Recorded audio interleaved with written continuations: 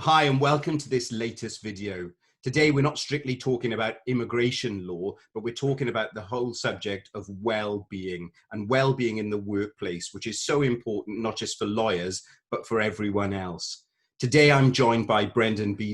He straddles both worlds of being an immigration lawyer, but also an executive coach. And I first came across him when he led me in a guided mindfulness session that was being hosted by HJT, of which we're both trainers. So thank you so much, Brendon, for coming on today. It's great to have you. Perhaps you could tell us a bit about yourself and what you do.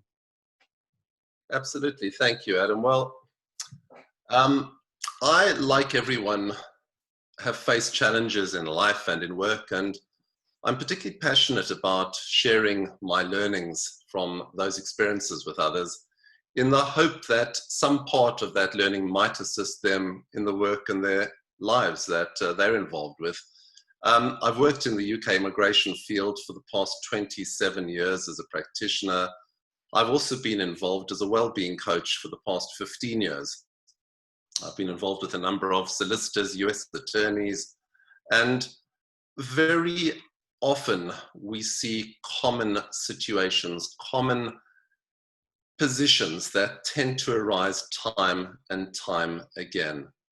I established my law firm back in 1992. I'd come over from South Africa. That's the dodgy accent that you're hearing there. I studied, in fact, comparative immigration law, but despite the fact that I was doing my master's in immigration, I had been involved with the social sciences for a number of years in South Africa and felt drawn to that. And it was always a great passion of mine and a want to get back to that world. So I embraced that and have been delighted now to, as you say, straddle both sides, which I do every single week. I've been working as a trainer for a number of entities, including HJT, JCWI. I most recently undertook a training session for ILPA as well during their Mental Health Awareness Week initiative. I'm part of their committee, their working group on well-being, spoke at their first conference on well-being last year, and feel with great pride to tell you that I'm also a well-being ambassador for ILPA, and it's a position I take very seriously. That's fantastic, Brendon. Well, you've got a South African accent and a Welsh accent, so as long as we don't talk about rugby, which will affect my well-being, we'll be okay. What are the main issues you see people facing in terms of well-being in the workplace, whether it's lawyers or other professionals? What are the main challenges people are facing? Well, Adam, I think that low levels of well-being are evident and sadly very much unacknowledged. Additionally, sadly, we have ridiculously high levels of suicide. We had approximately 6,000 in 2017 in the UK, with this being the leading cause of death of those between 20 and 34, 3 times higher in men, interestingly, because of course there tends to be a reluctance to ask for help or talk. So it seems, Adam, that we're dealing far too much with mental health at the crisis end, but not necessarily at the preventative end, and that has to change. As lawyers, we need to take better care of ourselves, better care of our well-being, to be better able to assist others. And I think the message is that we really ignore this at our peril. No, absolutely. Yeah, and that's staggering, those statistics, and such a challenge. In terms of, often we think of the individual, but I first wanted to address business owners, whether it's owners of law firms or other businesses, especially at this time in 2020. What are things that firm owners and business owners can do in terms of making well-being a priority? And what's the benefit to them as businesses? I think really it's coupled with your last question. The main issues facing people, because I think the business owners have to be acutely aware that we, as UK immigration practitioners, find ourselves having to come to terms with an ever-changing and a very fast-changing legal landscape and other unexpected surprises. Not only do we have to absorb those details of change, but we also have to adjust our mindsets and accurately and confidently advise demanding clients, all whilst maintaining our sense of equilibrium. And this is quite a big ask. We're obviously also in a situation now with more pressing challenges. It's become very evident recently that as we face these uncharted waters of COVID-19, we're all on top of each other. Some of us are working from home. We're spending increased periods of time with those with whom we live, competing over space, sunspots, computers, Wi-Fi access, food, issues of constant noise, and so much more. And I think business owners and the equity partners of the large firms have to be acutely aware of these additional challenges. Whilst well-being encompasses many aspects of our lives, from physical, financial, community, social well-being, it's interestingly career well-being that many believe is the most important. And this might become clear if I explain a bit further. What is it that you do every day? Do you like what you do every day? Does it have meaning? We need purpose as human beings. We need meaning, so we look forward to each day. When we first meet someone, Adam, the first thing very often one is asked is, what do you do?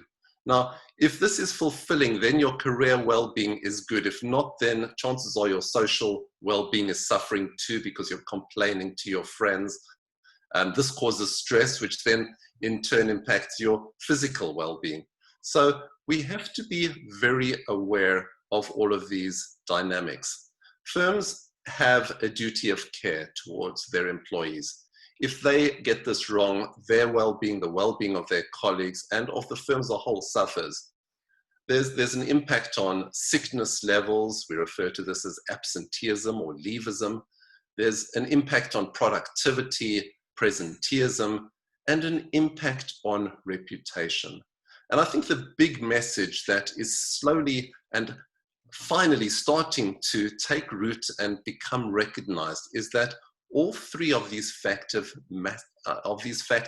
massively affect the profit and ultimately the well-being of the entity as a whole. We're all responsible for the well-being at work, the employer, the employees, HR. We've been doing enormous work with HR directors, and it has been shown time and time again to make a massive difference in the well-being, the welfare, and the profitability of the firm or company. Firms, finally, Adam, need to clearly understand that their employees, from the managing partner, their equity partners, all the way down the hierarchy, are the cornerstones of the resources. And they really are the backbone of the firm and its reputation. So well-being clearly is the cornerstone and has to be taken very seriously.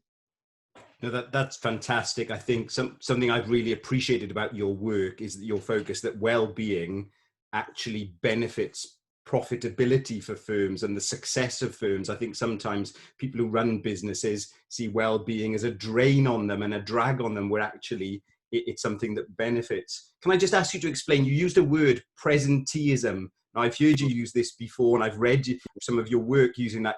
Could you just tell us a bit about that? Because I think that's a fantastic and really interesting concept. Absolutely. So presenteeism, as opposed to absenteeism, is the situation when people come to work, but in reality, they are not fully present. They are so compromised, very often due to extreme stress, disturbance, mental health issues, that they really can't perform anywhere near their full potential. And this impacts on their work.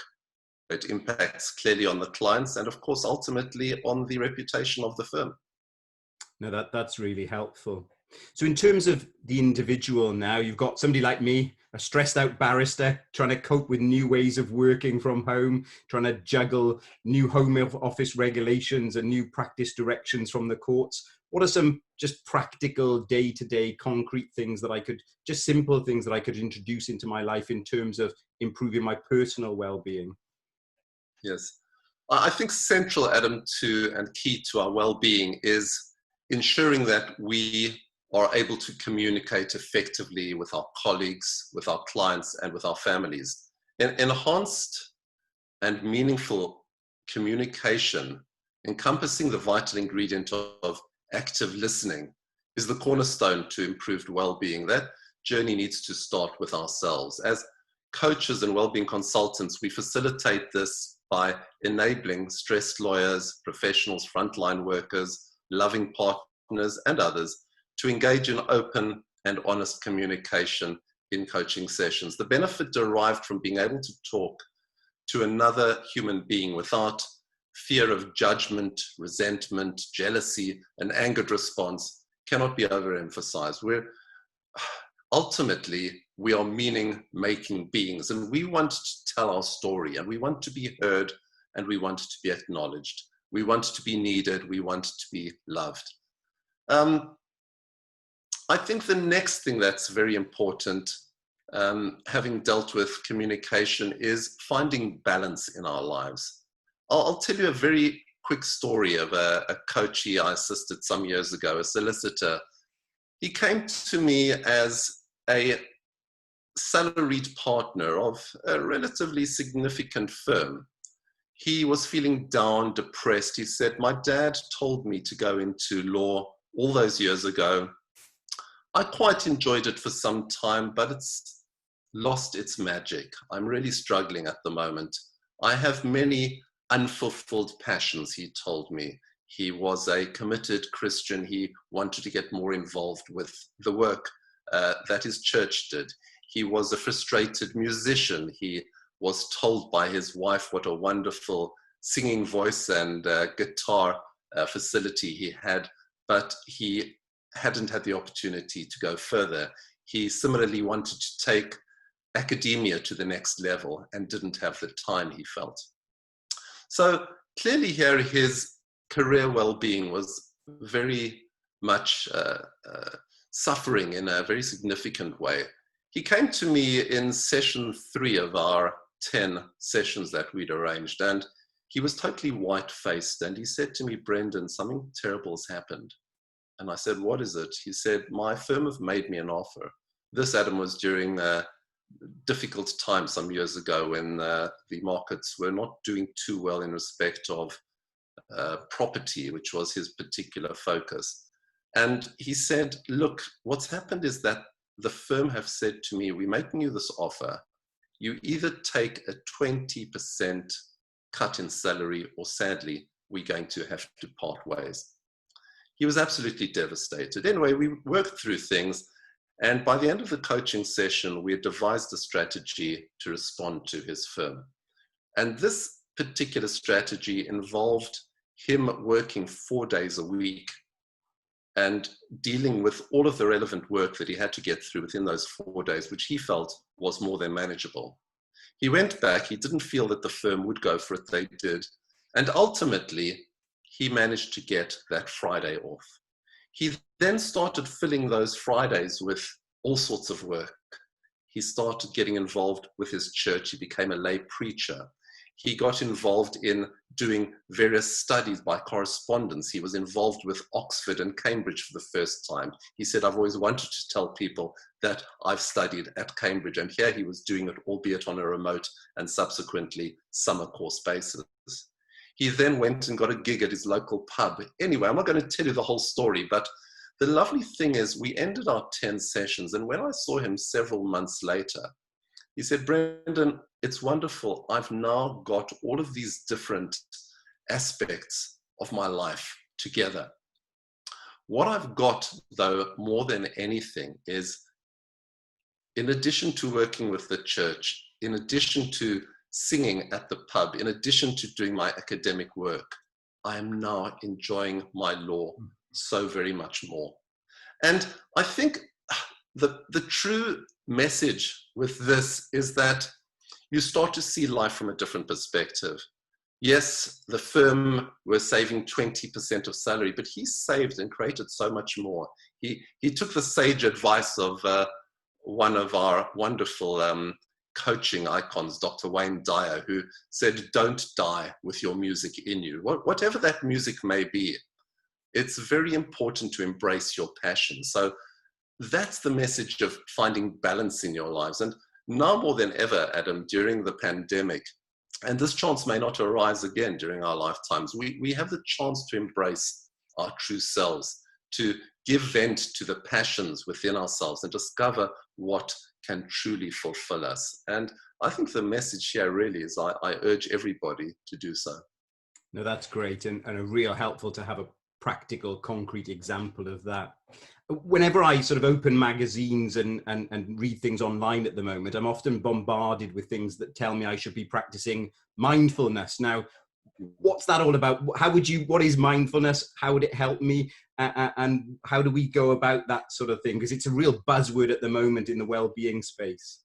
Absolutely. So, Adam, I think the best place to start is to recognize that we all want to find space in our lives. Modern technology brings with it many advantages, but somehow our time seems no longer our own.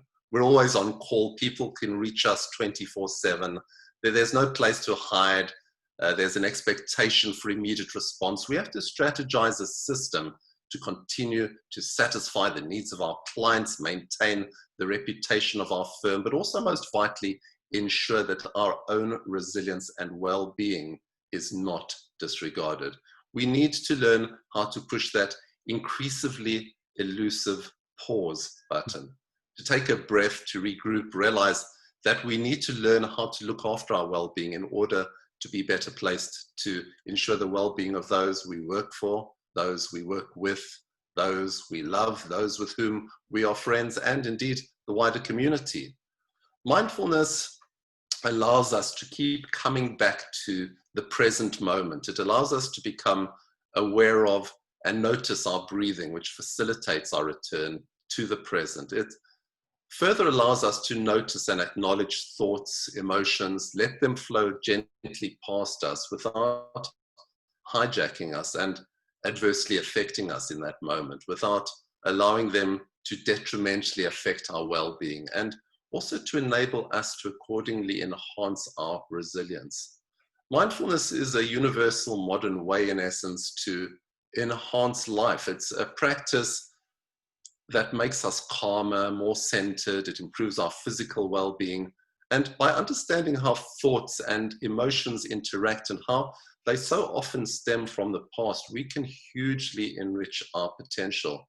So finally, Adam, I think building mindfulness into our lives enables us to become more grounded, more confident, happier people, allowing for more fulfilling relationships as well.